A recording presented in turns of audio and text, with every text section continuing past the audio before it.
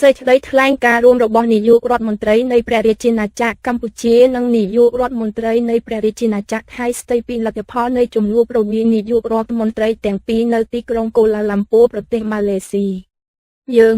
នាយករដ្ឋមន្ត្រីនៃព្រះរាជាណាចក្រកម្ពុជានាយករដ្ឋមន្ត្រីនៃព្រះរាជាណាចក្រថៃនិងដោយមានប្រធានាធិបតីសហរដ្ឋអាមេរិកនិងនាយករដ្ឋមន្ត្រីម៉ាឡេស៊ីធ្វើជាសាក្សីបន្ទាប់ពីបានជួបប្រជុំគ្នានៅទីក្រុងកូឡាឡាំពួរប្រទេសម៉ាឡេស៊ីនៅថ្ងៃទី26 ខែតុលាឆ្នាំ2025សូមប្រកាសដូចខាងក្រោម1យើងសូមបញ្ជាក់ជាថ្មីនៅការបដិញ្ញាចិត្តដ៏រឹងមាំចំពោះសន្តិភាពនិងសន្តិសុខរវាងប្រទេសយើងទាំងពីរដូចដែលបានប្រកាសនៅទីក្រុងពោត្រាចាយាប្រទេសម៉ាឡេស៊ីពីថ្ងៃទី28 ខែកក្កដាឆ្នាំ2025ហើយសូមគូបញ្ជាក់ជាថ្មីនៅការបដិញ្ញាចិត្តយ៉ាងមុតមមរបស់យើងចំពោះការជៀសវាងការគំរាមកំហែងប្រើប្រាស់កម្លាំងការដោះស្រាយជម្លោះដោយសន្តិវិធីនិងការគោរពព្រំដែនអន្តរជាតិនិងច្បាប់អន្តរជាតិដើម្បីលើកកម្ពស់សន្តិភាពសន្តិសុខស្ថិរភាពនិងវិបុលភាពនៅក្នុងតំបន់ដោយឈលលើមូលដ្ឋាននៃការគោរពឯករាជ្យអធិបតេយ្យសមភាពបូរណភាពទឹកដីនិងអត្តសញ្ញាណជាតិទៅវិញទៅមករវាងប្រទេសយើងទាំងពីរ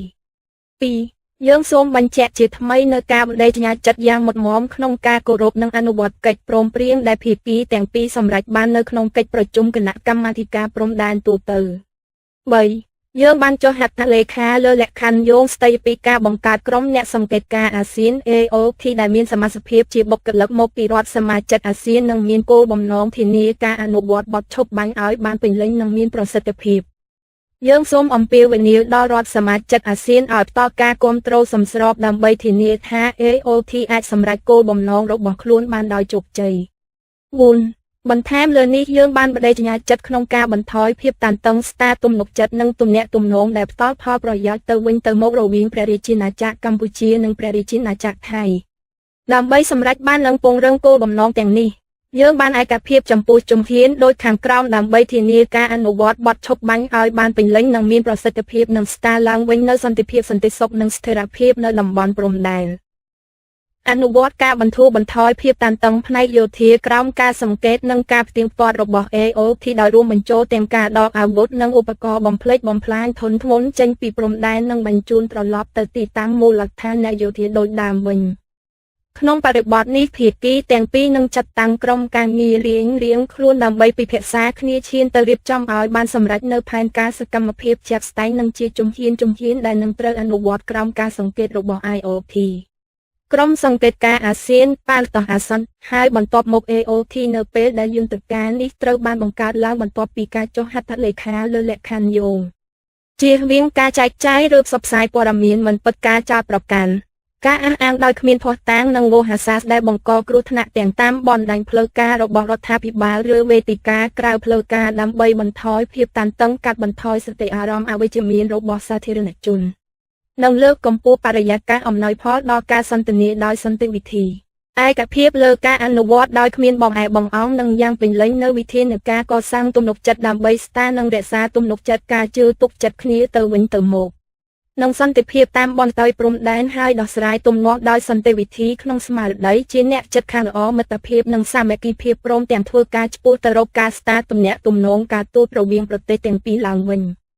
សម្របសម្រួលនិងអនុវត្តការបោះសម្អាតមានមនុស្សធម៌នៅតំបន់ព្រំដែនដោយបានព្រមព្រៀងគ្នាដោយគណៈកម្មាធិការព្រំដែនទូទៅដោយមិនប៉ះពាល់ដល់ការវាស់វែងនិងខណ្ឌសីមាព្រំដែនគោករវាងប្រទេសទាំងពីរសម្ដៅការពារជីវិតជនស៊ីវិល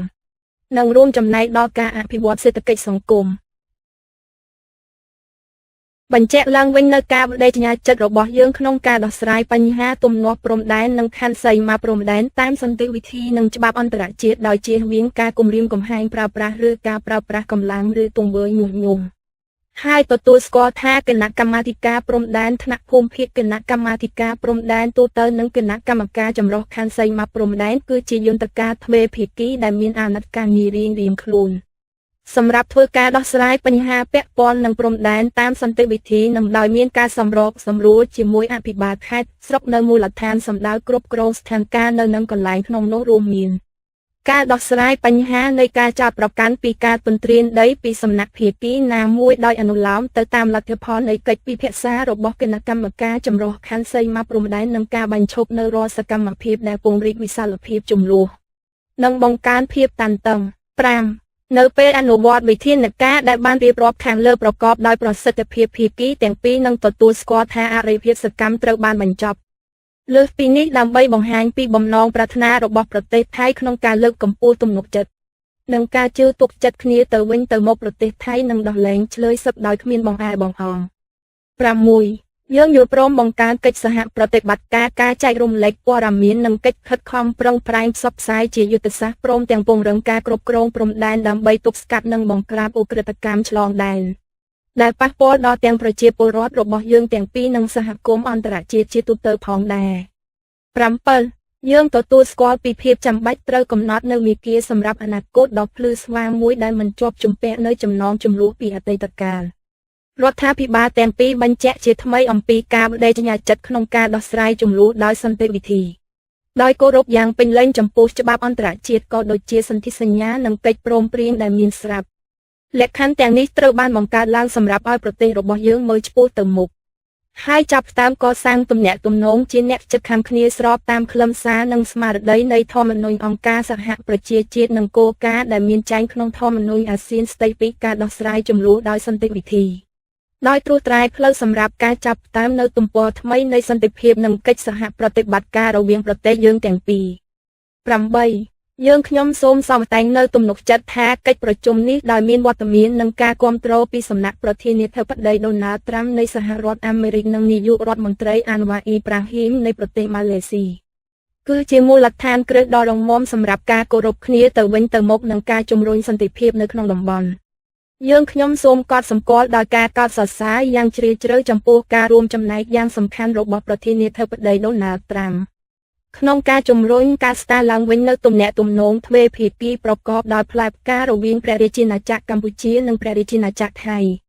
ចុះហត្ថលេខានៅទីក្រុងកូឡាឡាំពូនៅថ្ងៃទី26 ខែតុលាឆ្នាំ2025ជា4ច្បាប់ជាភាសាអង់គ្លេសហ៊ុនម៉ាណែតនាយករដ្ឋមន្ត្រីនៃព្រះរាជាណាចក្រកម្ពុជាអនុទីនឆានវីរៈគុណនាយករដ្ឋមន្ត្រីនៃព្រះរាជាណាចក្រថៃ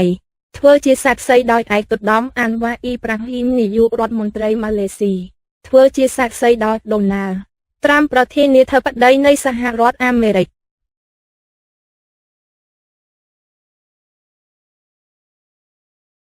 សេចក្តីថ្លែងការណ៍រួមរបស់នាយករដ្ឋមន្ត្រីនៃព្រះរាជាណាចក្រកម្ពុជានិងនាយករដ្ឋមន្ត្រីនៃព្រះរាជាណាចក្រថៃស្តីពីលទ្ធផលនៃជំនួបរវាងនាយករដ្ឋមន្ត្រីទាំងពីរនៅទីក្រុងកូឡាឡាំពូប្រទេសម៉ាឡេស៊ីយើង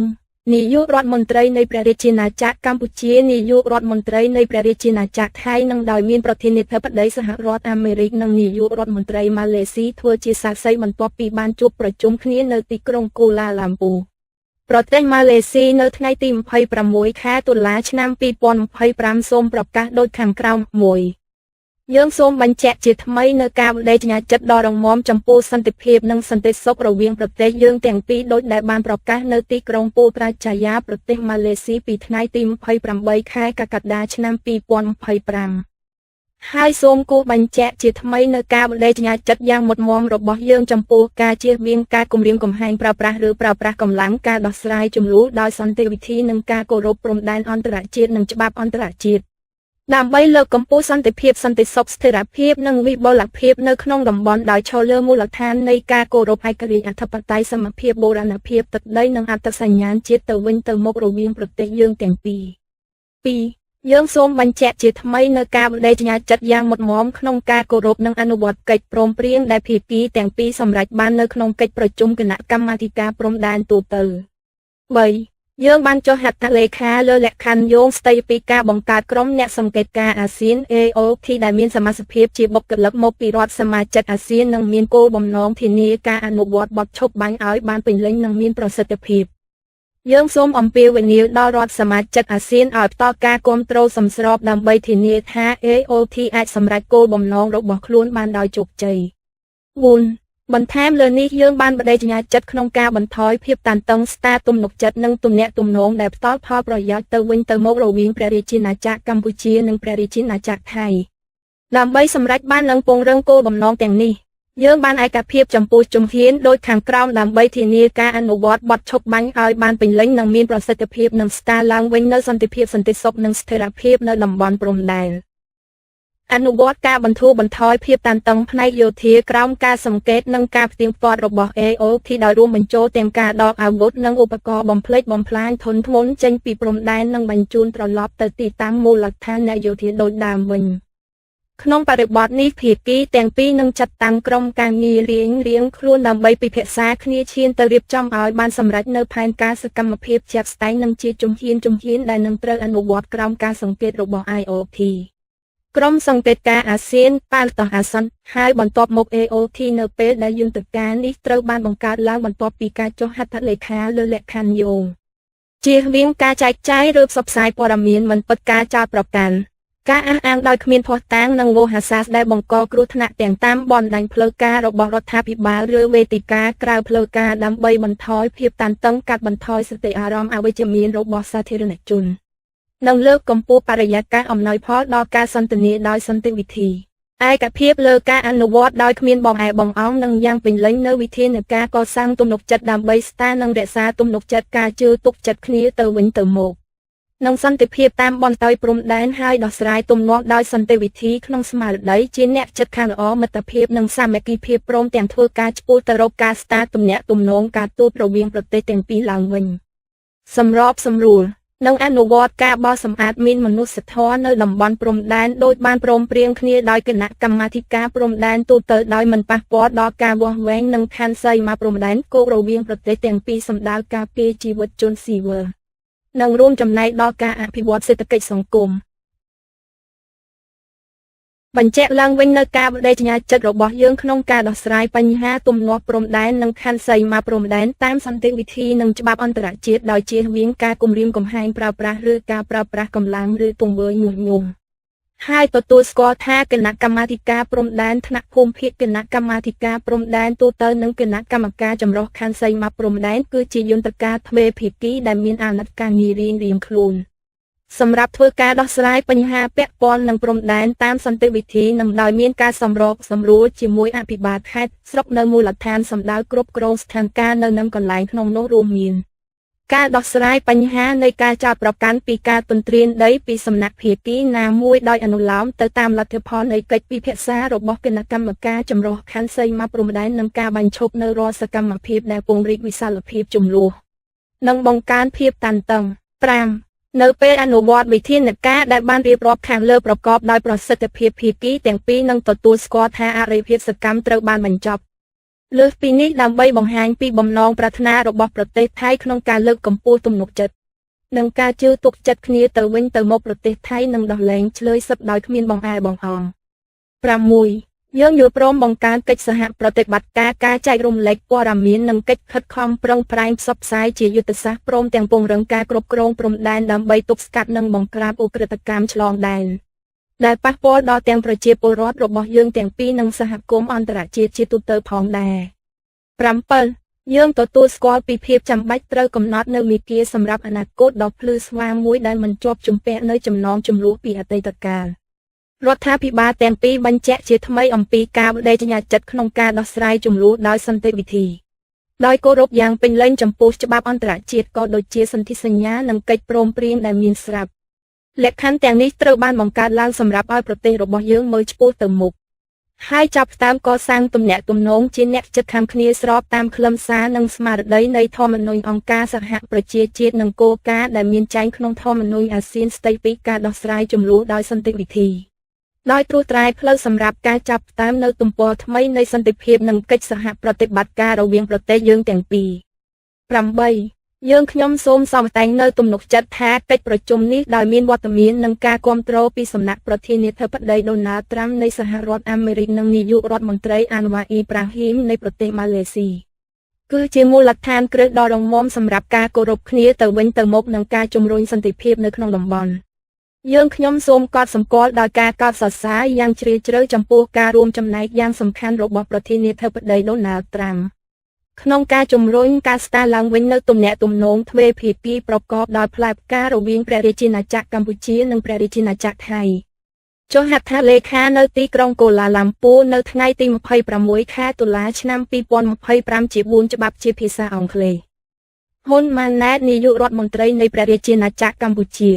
អានូទីនឆានវិរិយគុណនាយករដ្ឋមន្ត្រីនៃព្រះរាជាណាចក្រថៃធ្វើជាសាក្សីដោយឯកឧត្តមអានវ៉ាអ៊ីប្រាហ៊ីមនាយករដ្ឋមន្ត្រីម៉ាឡេស៊ីធ្វើជាសាក្សីដោយដូណាល់ត្រាំប្រធានាធិបតីនៃសហរដ្ឋអាមេរិក